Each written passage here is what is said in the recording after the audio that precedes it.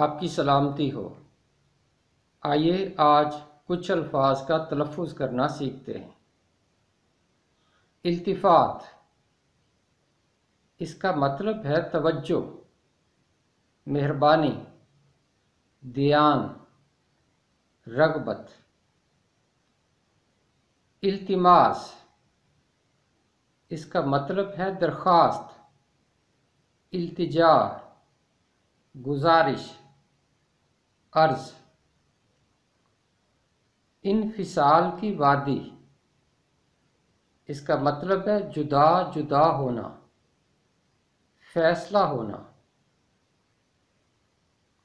उलूहियत, इसका मतलब है खुदाई, रब्बानियत, खुदावंदी। इफ़्फ़ता, इफ़्फ़ता अरामी और इब्रानी ज़ुबान का लफ्ज़ है। इसका मतलब है खुल जा। किताब मुक़द्दस में एक और नाम आया है इफ़्ताएल, इसका मतलब है खुदा खोलता है। इत्तिला करना, इसका मतलब है खबर देना, आगाह करना।